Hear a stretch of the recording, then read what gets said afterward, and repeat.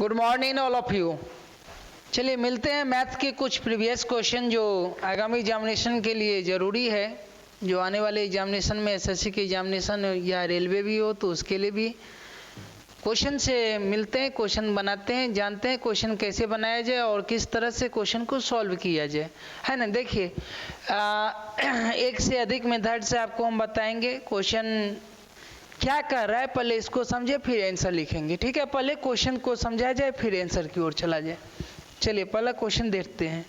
पहला क्वेश्चन है 2400 रुपया की राशि पर 20 मार्च 2019 से 31 मई 2019 तक 6.25% की वार्षिक ब्याज दर से प्राप्त साधारण ब्याज क्या होगा।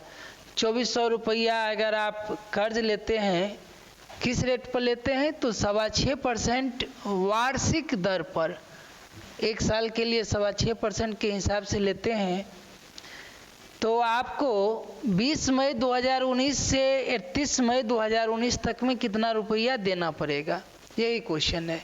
जैसे हमने 2400 रुपया कर्ज लिया, 6.25% वार्षिक एक वर्ष के लिए लिया अगर, तो आपको कितना ब्याज देना होगा ये बताना है। यहाँ एक वर्ष के लिए नहीं लिया गया है, यहाँ लिया गया है 20 मई से 31 मई 2019 तक, इसमें दोनों में सेम ही है, केवल 20 मार्च से 31 मई तक के ड्यूरेशन में लिया गया है। तो इंटरेस्ट क्या होगा, ब्याज क्या होगा, तो ब्याज जो आएगा इस पर 2400 रुपया पर, तो 2400 का 6.25% तो आएगा ही, इतना तो आपको देना ही है। कितने वर्ष में देना है तो इसको वर्ष में बदल लेना है। 20 मई 2019 से 31 मई 2019 तक कितने दिन हुए, तो मार्च में ये 12 दिन हो गया। मार्च में इस मंथ में अभी आपको 12 दिन बचा हुआ है। मई से पहले अप्रैल में 30 दिन आपको लग जाएगा और मई 31 दिन पूरा लेना है, टोटल 73 दिन हुआ।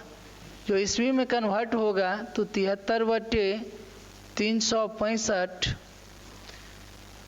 73 5 टाइम्स में ही कटेगा, है ना। 1/5 वर्ष हो गया, 3 5 है, 3 के टेबल में 5 बार में कट गया, 1/5 वर्ष में।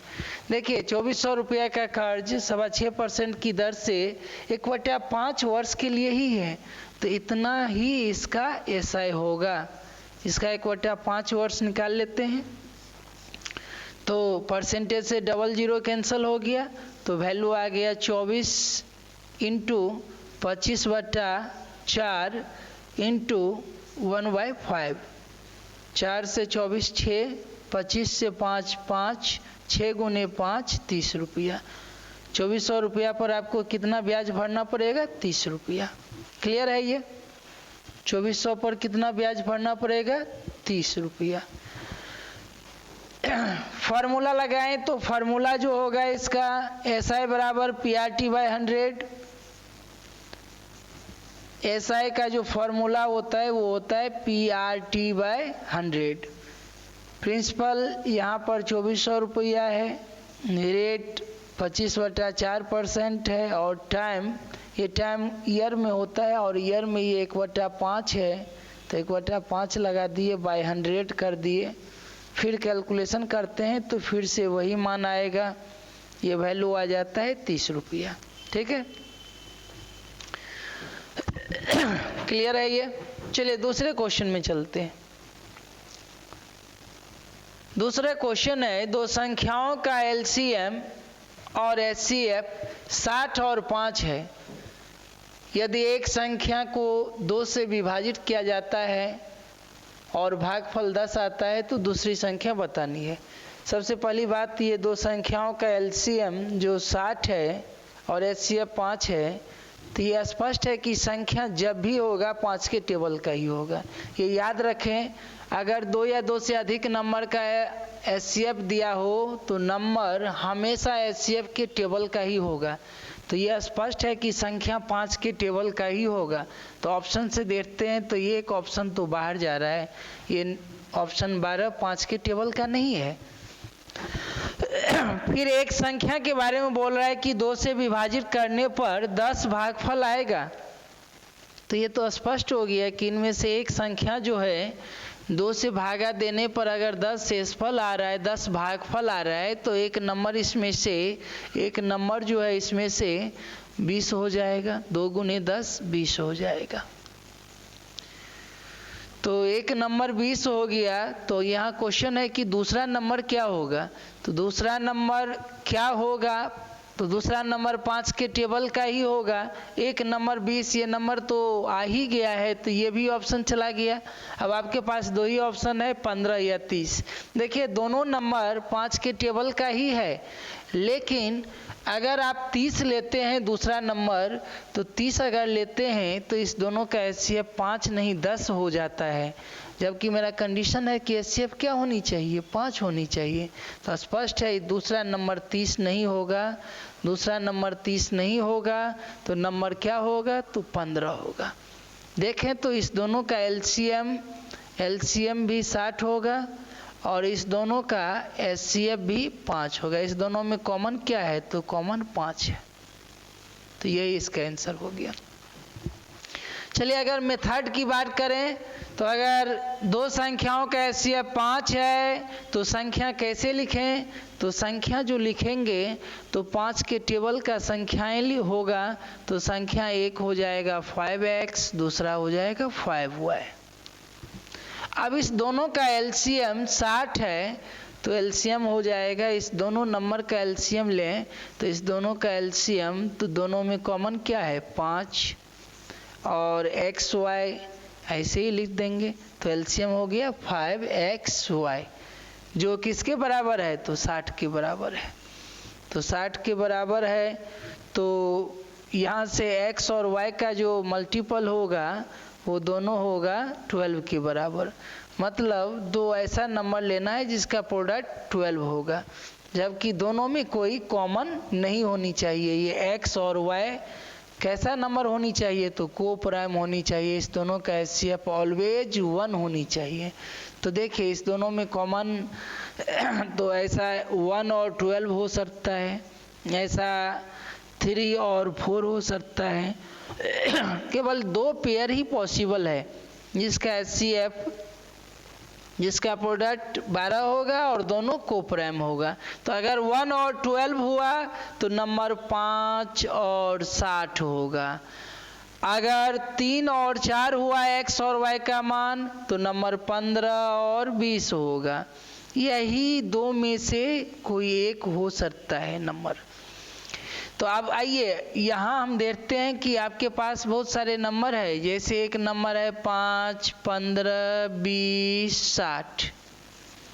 तो इसी में से कोई 2 नंबर इसका आंसर होगा।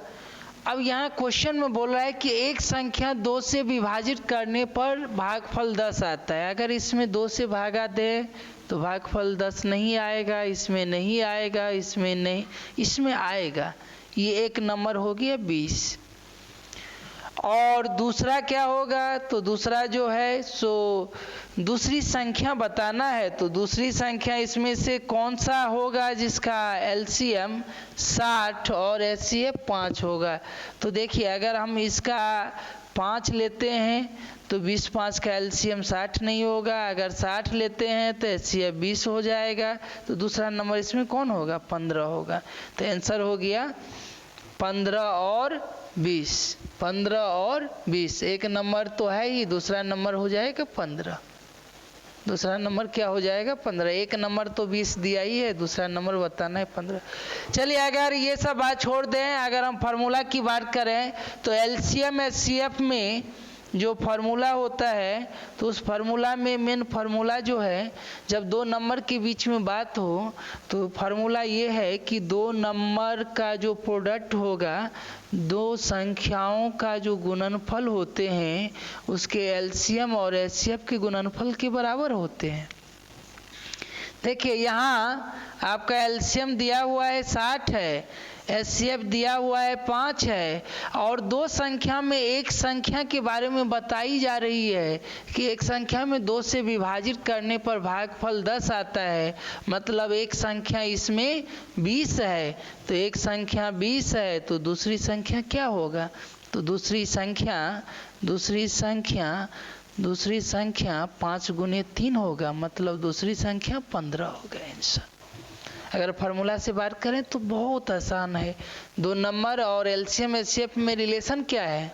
तो दो नंबर का जो प्रोडक्ट होता है उस दोनों के नंबर का जो प्रोडक्ट होगा वो उसके एलसीएम और एचसीएफ के प्रोडक्ट के बराबर होते हैं। फिर अगर कॉमन सेंस की बात करें तो अगर दो संख्याओं का एचसीएफ 5 है तो जरूर संख्या 5 के टेबल का होता है। तो 5 का टेबल हम पढ़ें तो एलसीएम 60 है, तो 5 का टेबल कहाँ तक जाना पड़ेगा? 60 तक जाना पड़ेगा। 5, 10, 15, 20, 30 ऐसे करते हुए आप 60 तक 5 के टेबल में आ सकते हैं। अब आगे बढ़ते हैं तो एक संख्या का एचसीएफ, उनमें से एक संख्या 2 से विभाजित करने पर 10 आता है, तो एक संख्या तो 20 हो गया। दूसरी संख्या क्या होगा? तो दूसरा अगर आप 5 लेते हैं तो ये पॉसिबल नहीं है, 10 लेते हैं तो ये भी पॉसिबल नहीं है, 15 लेते हैं तो हाँ ये संभव है, क्योंकि इस दोनों का एलसीएम भी 60 होगा और इस दोनों का एचसीएफ भी 5 होगा, मतलब ये दूसरा नंबर 15 है। देखिए कॉमन सेंस से देखें तो सबसे आसान है कि आप सिंपली कुछ ना, एक नंबर तो आपको दिया ही है कि 20 है, दूसरा नंबर बताना है और उसके लिए 4 ऑप्शन भी दिया है। हर तरह से हिंट मिल रहा है कि इसका आंसर क्या होगा? 15 होगा। क्लियर है? चलें आगे। चलिए नेक्स्ट क्वेश्चन की ओर बढ़ते हैं। अगला क्वेश्चन है व्यंजक 1/3 × 4 plus 1/4 × 5 plus 1/5 × 6 dash dash dash कहाँ तक जाना है? तो 1/20 × 21 तक का सम बताना है। देखिए बड़ा अच्छा क्वेश्चन है। एक तो ये फ्रैक्शन है और उसमें इन्वर्स फ्रैक्शन का सम है, तो इसको कैसे जोड़ें, इसको कैसे ऐड किया जाए? चलिए हम डायरेक्ट इसका आंसर लिखना बताते हैं, ऐसे क्वेश्चन कैसे सॉल्व किया जाए। तो देखिए यह एक फॉर्मेट, सिंप्लीफिकेशन का फॉर्मेट होता है। अगर इस तरह का फॉर्मेट हो जिसका जनरल फॉर्म हम आपको बता देते हैं, अगर ऐसा फॉर्मेट हो तो इसको ऐसे सॉल्व करें, बड़ा आसान होता है। इसको फैक्टराइज किया जाता है और फिर ये रिजल्ट आता है, वही रिजल्ट की हम बात कर रहे हैं। जैसे मान लीजिए कि अगर 1/A1 × A2 plus 1/A2 × A3 plus 1/A3 × A4 ऐसे ही सो ऑन 1/AN - 1 × AN हो, ऐसे ये n टर्म्स का प्रोडक्ट का इन्वर्स का सम हो। तो इसको जोड़ने के लिए जो रिजल्ट लिया जाता है वो रिजल्ट होता है 1/डिफरेंस इंटू 1/फर्स्ट टर्म A1 माइनस 1/लास्ट टर्म AN। देखिए सिंप्लीफिकेशन का 90% जो रिजल्ट होते हैं वो फर्स्ट और लास्ट टर्म पर ही डिपेंड करते हैं। कंडीशन इसमें 2 कंडीशन है। ये रिजल्ट अप्लाई करने से पहले आपको 2 कंडीशन पर ध्यान देना होगा। कंडीशन क्या है कि सबसे पहले ये फॉर्मेट इस तरह से लिखा हुआ हो कि फर्स्ट का दूसरा, पहले टर्म का दूसरा टर्म, पहले टर्म का दूसरा पद दूसरा का पहला होना चाहिए, कॉमन टर्म होनी चाहिए। फिर सेकंड का लास्ट, थर्ड का फर्स्ट होनी चाहिए। अगर इसी तरह का ये फॉर्मेट है और अगर ये डिफरेंस की बात करें तो यहाँ डिफरेंस हुआ A2 माइनस A1 या A3 माइनस A2, ये लगातार 2 टर्म का जो प्रोडक्ट है अगर ये आपस में बराबर हो तो आप ये रिजल्ट अप्लाई कर सकते हैं। तो चलिए इसी फॉर्मेट पर ये है भी, देखिए यहाँ 4 और यहाँ भी 4 सेम है, 5 5 सेम है। तो इसका रिजल्ट क्या होगा? तो 1/डिफरेंस। तो बताइए इस दोनों में, इस सम में कितने का अंतर है? तो सम में 1 का अंतर है। तो 1/1 इंटू 1/3, फर्स्ट में क्या है 1/3 माइनस लास्ट 1/21। देखिए इस दोनों का एलसीएम 21 हो गया। 7 - 1 6/21 3 से काट दिए 2/7 आंसर आ गया। इसका आंसर क्या हो जाएगा? 2/7। 2/7। तो ऐसे क्वेश्चन को परीक्षा में बनाते समय क्या ध्यान दें? तो केवल फर्स्ट और लास्ट पर ध्यान दें। फर्स्ट और लास्ट का डिफरेंस लें और जो लगातार दो टर्म का प्रोडक्ट दिया रहता है इसका डिफरेंस ले लें। क्या रिजल्ट है? 1 difference into 1 first term minus 1 last term.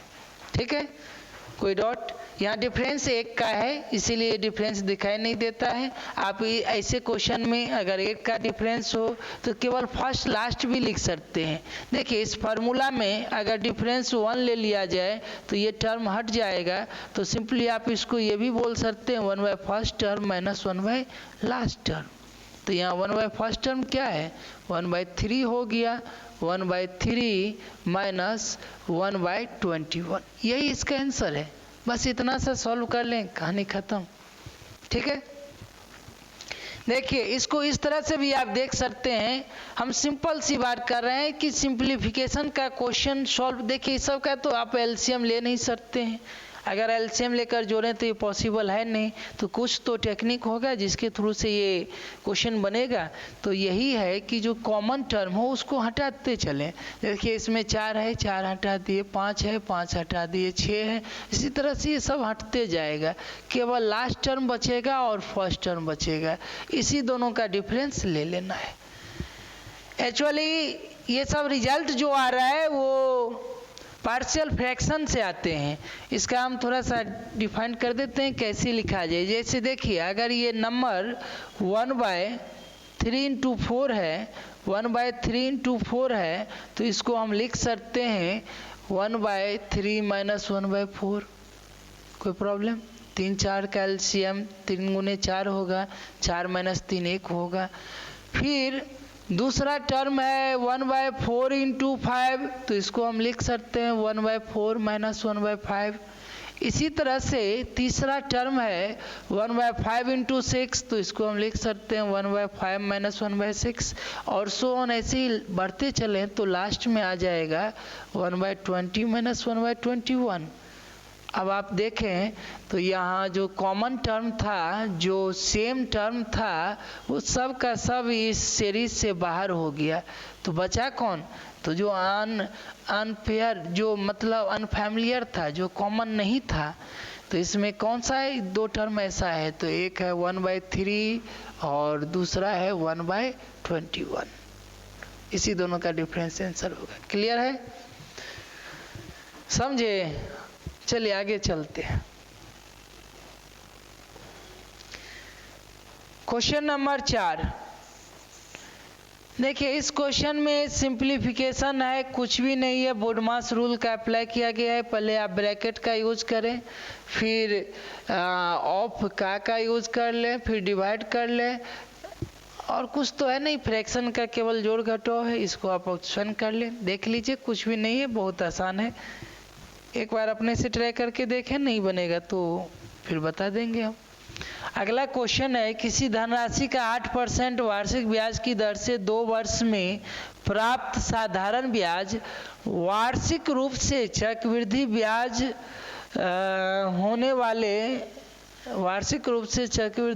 होने वाले चक्रवृद्धि ब्याज के बीच का अंतर इतना रुपया है। देखिए ये सिंपल सा बात करें तो यहाँ पर ये क्वेश्चन कर रहा है कि 2 वर्ष का एसआई और सीआई साधारण ब्याज और चक्रवृद्धि ब्याज का अंतर 16 रुपया 80 पैसा है।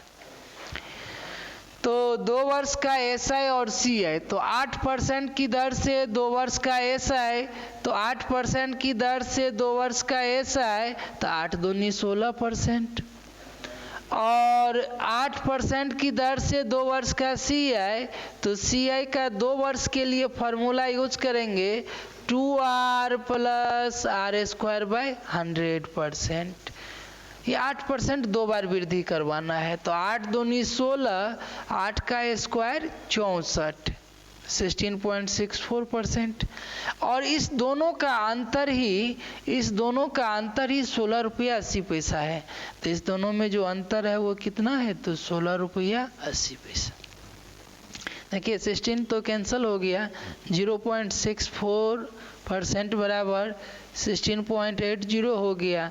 तो 100% जो धन होगा वो टोटल धन कितना होगा, तो 100% बराबर 16.80 बटे 0.64 into 100।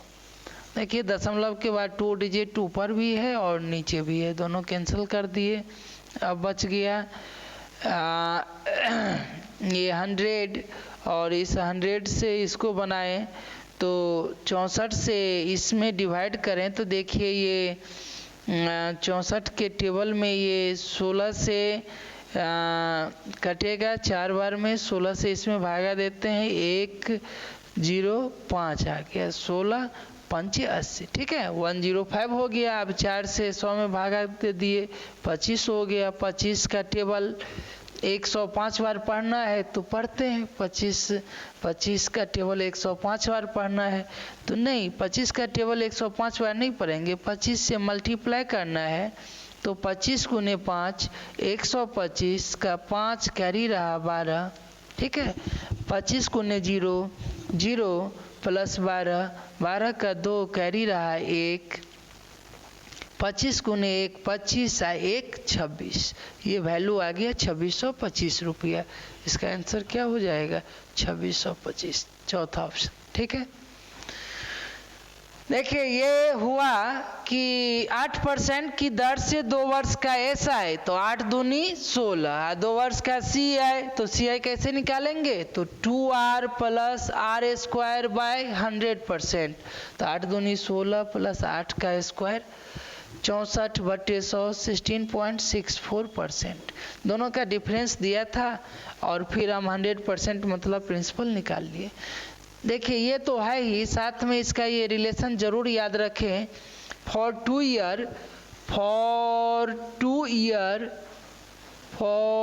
Years C I minus S I बराबर, ये रिजल्ट भी याद रखें, बड़ा इम्पोर्टेंट रिजल्ट है, बड़ा काम का है, P इंटू R बाय 100 का square, P into R by 100 का स्क्वायर। देखिए यहाँ सी आई माइनस एस आई दोनों का डिफरेंस आपको क्वेश्चन में दे रखा है कि 16 रुपया 80 पैसा है। प्रिंसिपल बतानी है, रेट दे रखा है 8% है, 8 बटे 100 का स्क्वायर। यहाँ से इसको आप सॉल्व कर लीजिए, पी का मान आ जाएगा 2625 रुपया, ठीक है, क्लियर है। ये जरूर रिजल्ट याद रखें, VBI रिजल्ट है आपको फॉर 2 साल के लिए, ये रिजल्ट को जरूर ध्यान रखें।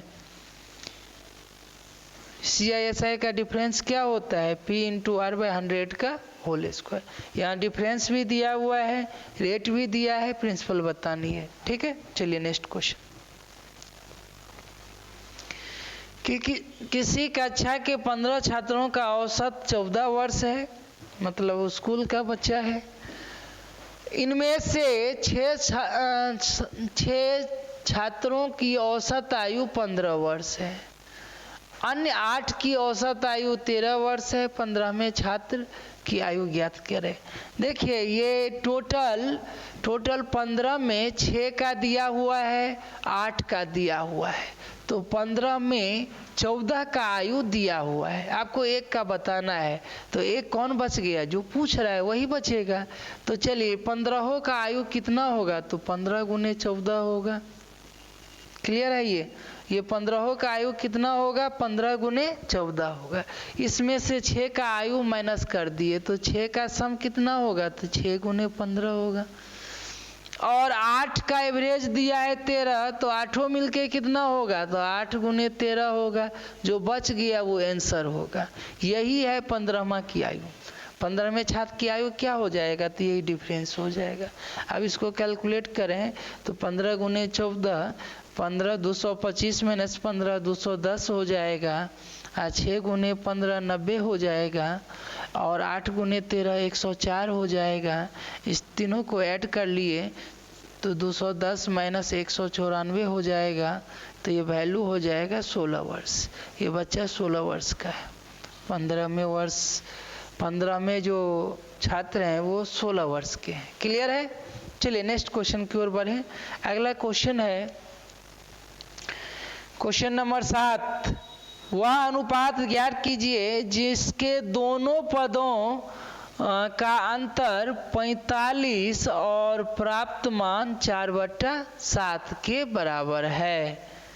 देखिए वैल्यू 4/7 के बराबर होनी चाहिए और अंतर 45 का होनी चाहिए। तो अंतर 45 है, हाँ है, इसमें, हाँ इसमें भी है, इसमें तो इसमें भी है, इसमें भी है, ये अंतर 45। रेशियो 4/7 मतलब पहला छोटा मान और बाद में बड़ा मान। तो ये पहले बड़ा है बाद में छोटा है, ये गलत हो गया। इसको आप छोटा करें, 5 से डिवाइड करें तो 12 से भी कटेगा, 12 से 12 पंचे नहीं सॉरी ये 12 से डिवाइड करना गलत है। 12 से डिवाइड करना गलत है, ये 12 से नहीं कटेगा, ऑड नंबर है, 12 से कैसे कटेगा। 5 से इसमें 5 दिया, 15 से काट सकते हैं, 15 से 4 बार में, 15 से 7 बार में, यही आंसर है। क्यों आगे जाएं, पहला ऑप्शन ही आंसर है। ठीक है, कुछ भी नहीं है इसमें, खास नहीं है बताने के लिए। फिर भी अगर जानना चाहते हैं तो देखिए बोल रहा है दोनों पदों का अंतर 45 का है। यहाँ रेशियो में देखें तो रेशियो में ये अंतर कितने का है, तो 3 का है, जबकि ओरिजिनल में कितने का है ये अंतर 45 का। 3 15 के बराबर, तो एक जो 3 45 के बराबर, तो एक आ जाएगा 15 के बराबर। अगर 1 15 के बराबर आ गया तो 4 का मान तो 60 हो जाएगा। 4 का मान, तो 4 का मान जो है वो 60 आ जाएगा।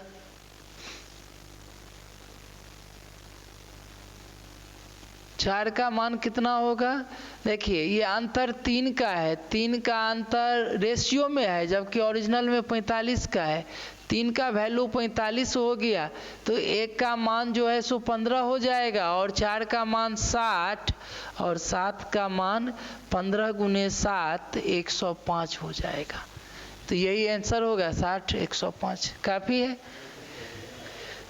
चलिए फिर से देखते हैं। बोल रहा है कि इस वह अनुपात ज्ञात करें, वह अनुपात बताएं जिसमें दोनों टर्म्स का जो डिफरेंस है वो 45 का है और वो रेशियो कैसा होनी चाहिए, तो 4:7 का रेशियो होनी चाहिए। वो रेशियो कैसा होना चाहिए, 4:7 का होना चाहिए। देखिए इस रेशियो में कितने डिफरेंस है, 3 का, जबकि ओरिजिनल में ये डिफरेंस कितने का होना चाहिए, 45 का।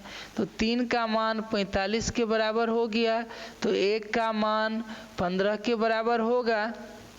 तो ये 4 का ओरिजिनल वैल्यू 15 गुने 4 60 के बराबर होगा और दूसरा 7 का मान 15 गुने 7 105 के बराबर होगा। क्लियर है। चलिए अगला क्वेश्चन की ओर बढ़ते हैं। Next question number 10। Question number 10 में दिया हुआ है कि एक ईंट की माप 28 सेंटीमीटर इंटू 18 इंटू 6। देखिए ये जो डायमेंशन दी हुई है वो LBH है। अगर लेंथ इतना है तो ब्रेथ जो है इतना हो गया, हाइट कितना है तो 6 है, LBH दिया हुआ है। तो 12 मीटर ऊंची और 21 मीटर चौड़ी 36 सेंटीमीटर मोटी दीवार बनाने के लिए कितने ईंट चाहिए। तो इतना बड़ा दीवार बनाना है तो एक ईंट जितना होगा वॉल्यूम लेगा और ये पूरे दीवार का जो वॉल्यूम होगा उसको डिवाइड कर देना है। एक ईंट से इतना जगह ले रहा है तो इतने जगह के लिए कितने आपको ईंट की ज़रूरत है, दोनों को डिवाइड कर दीजिए। देखिए यहाँ केवल यूनिट को ध्यान रखना है। पहला में तीनों मान सेंटीमीटर में है और दूसरा में मीटर सेंटीमीटर दोनों वैल्यू है। तो दीवार 12 मीटर ऊंची है तो 112 गुने 100 1200 सेंटीमीटर हो गया ऊंचा। 21 मीटर चौड़ी है मतलब ये 2100 सेंटीमीटर चौड़ा हो गया। और 36 सेंटीमीटर मोटी है तो 36 सेंटीमीटर हो गया। ये टोटल दीवार का वॉल्यूम हो गया, ये डायमेंशन हो दीवार का, ये वॉल्यूम है। और इसमें जो ईंट लगेगा उसमें एक ईंट का वॉल्यूम क्या होगा, तो एक ईंट का डायमेंशन दिया है कि 28 सेंटीमीटर गुने 18 सेंटीमीटर गुने 6 सेंटीमीटर होगा। सब सेंटीमीटर में ही है। अब ये यूनिट का कोई प्रॉब्लम नहीं है, सेंटीमीटर सब में से हट गया, इसको सॉल्व कर लेना है। देखिए 18 से 36 दो बार में कट जाएगा और 6 से 12 भी दो बार में कट जाएगा। इधर बच गया 2 2 4, 4 से 28 को डिवाइड कर दें तो 7 आएगा। 7 से 21 को काटें तो 3 आएगा। ये 300 गुने 100 मतलब ये 3 पर 4 जीरो हो जाएगा, मतलब 30,000 ईंट का जरूरत पड़ जाएगा। इस दीवार के लिए कितना ईंट चाहिए, 30,000। 30,000 ईंट से ये दीवार बनेगा। क्लियर है? फिर से एक बार समझ लेते हैं। देखिए दीवार का लंबाई चौड़ाई, दीवार दिया है 12 मीटर ऊंची है, 21 मीटर चौड़ी है, 36 सेंटीमीटर मोटी है। उसको ईंट से जोड़ना है, जबकि एक ईंट का माप दिया है इतना, तो ईंटों की जो संख्या होगा पूरे दीवार का वॉल्यूम बटे एक ईंट का वॉल्यूम, वॉल्यूम LVS से निकाल लेंगे। लंबाई चौड़ाई ऊंचाई दी हुई है। क्लियर है? चलिए नेक्स्ट अगला क्वेश्चन है। बोल रहा है एक व्यक्ति ने एक कार 3,80,000 रुपया में बेची और उसे 5% की हानि हुई। 15% लाभ प्राप्त करने के लिए कार का विक्रय मूल्य कितना होगा। देखिए 5% का हानि हुआ मतलब 95% पर बेच दिया, जबकि कार बेचा है कितना में, 3,80,000 में। तो 95% का कीमत जो है वो 3,80,000 के बराबर है, 3,80,000 के बराबर है। तो बताइए अगर वो चाह रहा है कि हमको 15% लाभ हो, मतलब 115% में बेचना चाह रहा है, तो 115% का दाम क्या होगा, तो आप निकाल सकते हैं 3,80,000, 380 बटे 95 गुने 115। ठीक है, इसको कैलकुलेट कर लेना है। 19 के टेबल का ये दोनों नंबर है, 19 दूनी 38, 19 पचे 95, 5 से ये 23 बार में, 23 दूनी 46, ये 46 पर 4 जीरो होगा, 23 दूनी 46 पर 4 जीरो होगा, तो ये हो गया 4,60,000। क्लियर है? फिर से एक बार समझते हैं। क्वेश्चन है कि एक कार को 3,80,000 में बेचने पर 5% की हानि हुई, मतलब 100 में 5 का घाटा लग गया। तो ये 95 में जब 95% पर इसको बेचा तो इसका दाम हो गया 3,80,000। अब वो चाह रहा है कि हमको 15% लाभ होना चाहिए, मतलब 100 में 15 कमाना चाह रहा है, तो कितना में बेचना पड़ेगा, 115 में। तो 95% का कीमत हो गया 3,80,000, 95% 3,80,000, तो 115% हो जाएगा 4,60,000। ठीक है, देखिए ऐसे क्वेश्चन सबको आप ऐसा करें कि जैसे 1000 है तो 1000 रहने ही दें, बाकी छोटा सा हिसाब कर लें। 95% बराबर 380, तो 115% बराबर। तो देखिए ये 19 से 5, 19 से 20, 5 से 4, 1% 4 के बराबर, तो 115%, तो 115 गुने 4, 460 के बराबर। ये भी 1000 है, 380 1000 है, तो 460 1000 होगा, मतलब 4,60,000 होगा। क्लियर है? ये सब परीक्षा का तरीका है। परीक्षा हॉल में बैठे हो तो ऐसे ही बनाएं, ज़्यादा कैलकुलेशन ना करें, सिंपल डाटा को देख लें, समझ लें, फिर अपने अनुसार इसको इजीली बनाएं। ठीक है, चलिए अगला क्वेश्चन चलते हैं। नेक्स्ट क्वेश्चन है, एक कार को पहले 272 किलोमीटर की दूरी 40 किलोमीटर पर आवर की औसत चाल से और अगले 85 किलोमीटर की दूरी 50 किलोमीटर की चाल औसत चाल से तय किया। पूरी यात्रा की औसत चाल औसत चाल बताना है, औसत चाल बताना है तो औसत चाल का फॉर्मूला यूज करेंगे। औसत चाल बराबर, तो कोई नया फॉर्मूला नहीं होता है, जो चाल का फॉर्मूला होता है वही होता है। चाल बराबर होता क्या है, तो चाल बराबर दूरी बटे समय। चाल बराबर क्या होता है, तो दूरी बटे समय। अब जब औसत निकालना है तो इसका अर्थ है कि एक से अधिक दूरी की बात हो रही है, तभी तो एवरेज निकालना है। तो आप लगा देंगे कुल दूरी बटे कुल समय, कुल दूरी बटे कुल समय। देखिए चाल का फॉर्मूला क्या होता है, तो चाल का फॉर्मूला हुआ कि चाल बराबर दूरी बटे समय। अब बताना है किसका मान, औसत चाल बराबर तो कुल दूरी बटे कुल समय। देखिए ये व्यक्ति जो है टोटल कितना दूरी चला है, तो पहले चला है 272 किलोमीटर, फिर चला 85 किलोमीटर। आज समय कितना लिया है, तो 272 किलोमीटर चला है 40 के स्पीड से, तो समय हो जाएगा 272 बटे 40। और ये 85 किलोमीटर चला है 50 के स्पीड से, 50 से इसमें भागा दे दिए। ये जो कैलकुलेट करके मान आएगा वही आंसर हो जाएगा किलोमीटर पर आवर। यही औसत चाल हो गया। कोई प्रॉब्लम, इसको आप कैलकुलेट कर सकते हैं।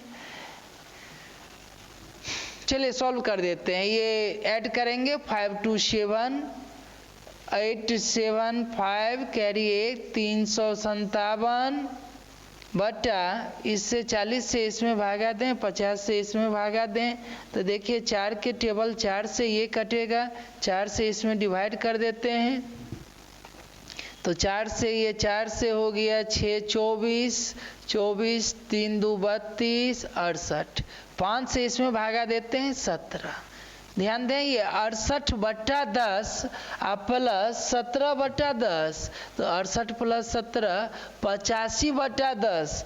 85 में ये वैल्यू कितना आ गया, 85 बटा 10। 10 से आप इसको छोटा करें, 5 से ये 17 हो जाएगा, 5 से ये 2 हो जाएगा, 2 ऊपर चला जाएगा, 17 से इसमें डिवाइड कर दें, 17 दूनी 34, 21 तो ऊपर गया, 21 गुने 2 42 किलोमीटर पर आवर आंसर हो गया। कैलकुलेशन हमेशा जहाँ तक हो सके शॉर्ट करें। आप अगर यहाँ एलसीएम ले लेते या पूरा काटने के चक्कर में जाते तो आप फंस जाते। सिंपल सा आप जो है काम से काम देखें, ये 4 से कट रहा है, देखें ये 5 से कट रहा है, दोनों की बट्टा में 10 है, 10 वैसे ही रहेगा।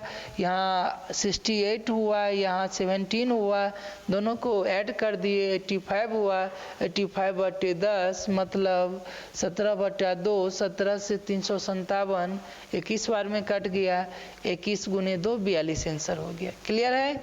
चलिए नेक्स्ट क्वेश्चन। अगला क्वेश्चन है कि मोहन और रमेश मिलकर एक कार्य को 15 दिन में पूरा कर सकते हैं। मोहन रमेश से 50% अधिक कुशल है, तो अकेले मोहन द्वारा कार्य पूरा करने में कितना समय लगेगा। देखिए बड़ा सिंपल सा क्वेश्चन है, टाइम एंड वर्क का ये बहुत ही बेसिक क्वेश्चन है। मोहन और रमेश मिलकर काम 15 दिन में कर सकता है। मोहन और रमेश मिलकर एक काम को 15 दिन में कर सकता है, कंप्लीट कर देगा। मोहन रमेश से 50% अधिक कुशल है। मोहन जो है रमेश से 50% अधिक कुशल है। इसका अर्थ हुआ कि रमेश अगर एक काम करेगा तो ये 1.5 काम करेगा। रमेश अगर 10 काम करेगा तो ये 15 काम करेगा। रमेश अगर 100 काम करेगा तो ये 150 काम करेगा। 50% अधिक का क्या अर्थ होता है कि अगर एक 100 होगा तो दूसरा 150 होगा। आप इसको स्मॉलेस्ट फॉर्म में लिखें तो 2 होगा तो 3 होगा। देखिए याद रखें 50% अधिक का अर्थ होता है 1.5, मतलब एक 2 होगा तो दूसरा 3 होगा। तो अगर रमेश 2 काम करेगा तो मोहन 3 काम करेगा।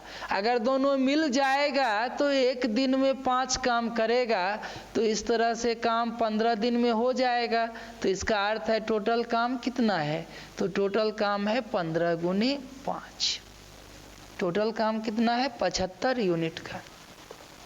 अब प्रश्न है कि अकेले मोहन इस काम को कितने दिन में पूरा करेगा। मोहन एक दिन में कितना काम कर रहा है 3। तो मोहन को अगर ये काम करना होगा तो मोहन के लिए तो ये एक दिन में 3 काम है, तो 75 काम तो इसके लिए मात्र 25 दिन का है। ये 25 दिन में इसको कंप्लीट कर देगा मोहन। ठीक है, कोई डाउट? फिर से समझते हैं। देखिए ये टाइम एंड वर्क का क्वेश्चन है, और टाइम एंड वर्क के लिए हम आपको सलाह दे रहे हैं कि मात्र दो पॉइंट पर ध्यान देना है। पहला पॉइंट ये है कि किसी भी क्वेश्चन में अपने आप से पूछें कि इस क्वेश्चन में टोटल वर्क कितना है, इस क्वेश्चन में टोटल वर्क कितना है, और दूसरा जो काम कर रहा है उसका एफिशिएंसी कितना है।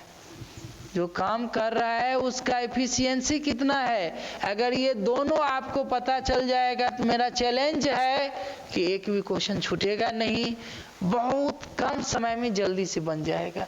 मात्र 2, ये बहुत बड़ा चैप्टर है। इसमें पाइप सिस्टम आते हैं, वेज आते हैं, बहुत सारे क्वेश्चन बनते हैं, और इंडिया का ऐसा कोई एग्जामिनेशन नहीं जो इससे क्वेश्चन नहीं पूछता है। तो आपको करना क्या चाहिए, देखिए बहुत सारे फार्मूला, बहुत सारे क्वेश्चन होते हैं। आप मात्र 2 पॉइंट पर ध्यान दें। हम किताबी बात नहीं कर रहे हैं, हम अपनी अनुभव के आधार पर बता रहे हैं। मात्र 2 बात पर ध्यान दें। किसी भी क्वेश्चन में टोटल वर्क और एफिशिएंसी का पता लगाएं, सब क्वेश्चन बनेगा, मेरा चैलेंज है। चलिए, तो यहाँ टोटल वर्क है कि मोहन और रमेश मिलकर काम 15 दिन में किया, जबकि बोल रहा है कि मोहन रमेश से 50% अधिक इफिशियंसी का है। तो इसका अर्थ है रमेश अगर 2 काम कर रहा है तो मोहन 3 काम करेगा। दोनों मिलकर कर रहा है तो एक दिन में 5 काम होगा, और ये पूरा काम कितने दिन में होगा, तो ये पूरा काम 15 दिन में हुआ है। तो इसका अर्थ है पूरा काम 75 यूनिट का है, 75 काम करना है। अब अकेला मोहन इसको करेगा तो मोहन का क्षमता 3 है, मात्र 25 दिन में कर देगा। क्लियर है? चलिए नेक्स्ट क्वेश्चन। चलिए एक क्वेश्चन और, ये लास्ट क्वेश्चन है, इसके बाद आप भी देख लें, ठीक है, फिर बता देंगे। क्वेश्चन है कि 9500 की धनराशि पर 2 वर्ष में 8% ब्याज की दर से अर्धवार्षिक रूप से चक्रवृद्धि ब्याज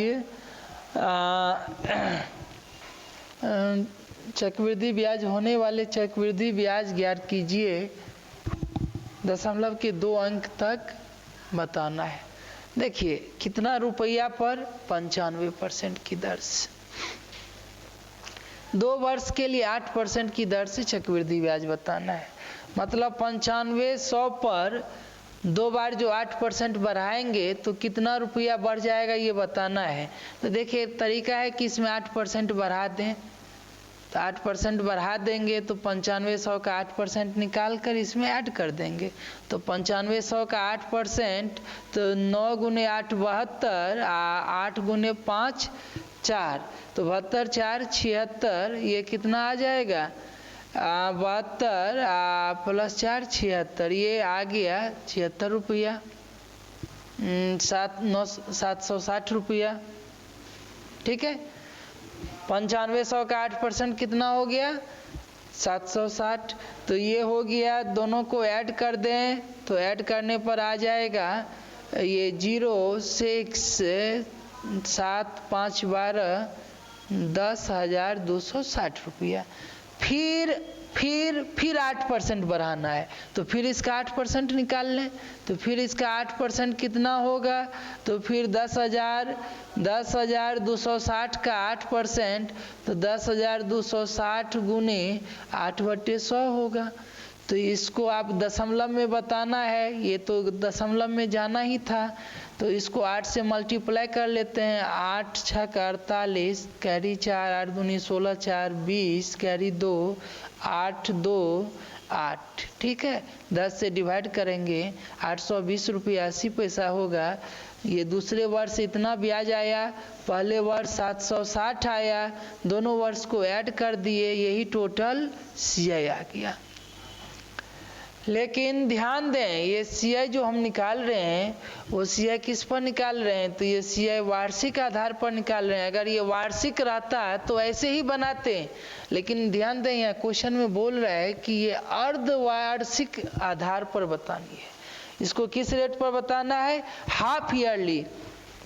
तो हाफ ईयरली के लिए कंडीशन होता है कि रेट जो भी अर्धवार्षिक आधार पर होगा वो वार्षिक का आधा हो जाएगा। तो यहाँ वार्षिक में ये रेट कितना है, तो वार्षिक में है 8%, तो इसके लिए अर्धवार्षिक हो जाएगा 4%। और ये समय है 2 वर्ष के लिए, तो इसमें छमाही में ये 2 को डबल कर देंगे तो 4 छमाही होगा। तो 4% की दर से 4 छमाही का 9500 रुपया पर क्या ब्याज होगा। तो देखिए 4% की दर से 4 छमाही का जो CI होगा वो CI हो जाएगा 4 वर्ष के लिए, 4 छमाही के लिए निकालना है तो आप पहले 2 साल के लिए निकाल लें या फिर 2 को फिर 2 साल के लिए कर दें। तो 4% की दर से 2 साल का, इसी वीडियो में आपको हम बताए थे कि 2 साल के लिए फार्मूला लगाते हैं 2r + r² / 100%। तो 4 दूनी 8 और 4 का स्क्वायर तो 16। ये 2 वर्ष के लिए 4% की दर से CI कितना होगा, 8.16। इसका फिर से 2 वर्ष के लिए निकालना है तो फिर इसको डबल करना है और फिर इसका स्क्वायर करना है, तो 8.16 का स्क्वायर / 100। ठीक है, तो ये टोटल हो जाएगा 8 दूनी 16, 16 दूनी 32 प्लस 816 का स्क्वायर / 100। ये आप कैलकुलेशन करके देख लें, ये जितना आएगा उतना % रेट आया। ये रेट किसका निकालना है, तो ये निकालना है 9500 का इतना %, यही आपका आंसर हो गया। 9500 का इतना % ही आंसर हो गया। दशमलव के 2 अंक तक निकालना है। देखिए ये पूरा कैलकुलेट करने की ज़रूरत भी नहीं है, आप अप्रॉक्सीमेशन से भी इसको बना सकते हैं। ठीक है, क्लियर है। या फिर ये भी कर सकते हैं कि 4% रेट है तो इसके लिए अगर आप फ्रैक्शन यूज़ करें तो 26/25 हुआ। तो आप ये भी कर सकते हैं कि इसको 9500 का 26/25 4 वर्ष के लिए है, 4 पावर कर दें और फिर उसमें से 1 माइनस कर दें, यही आंसर हो जाएगा। फार्मूला से जाएं तो इस तरह से भी आप बना सकते हैं, किसी भी मेथड से जाएं कैलकुलेशन करना ही पड़ेगा, ये कैलकुलेशन के लिए है। और मेरा सलाह है कि अगर परीक्षा हॉल में ये क्वेश्चन मिले और टाइम ना हो तो भूल कर भी ऐसे क्वेश्चन पर अटेम्प्ट ना करें। ये क्वेश्चन बर्बाद करने के लिए आया है, आपको ले डूबेगा। अकेला ये क्वेश्चन 2500 पर भारी पड़ जाएगा, आपको परीक्षा से बाहर निकालने के लिए मात्र ये क्वेश्चन काफ़ी है। ठीक है, समझ में आ रही है मेरी बात को। आप अभी घर पर प्रैक्टिस कर रहे हैं तो इसको बना सकते हैं, अन्यथा भूल कर भी परीक्षा हॉल में इसको अटेम्प्ट ना करें। ठीक है, चलिए आज के लिए यहीं तक, फिर आगे कुछ क्वेश्चन लेकर आएंगे, आपको समझाएंगे, बताएंगे। चलिए, गुड नाइट।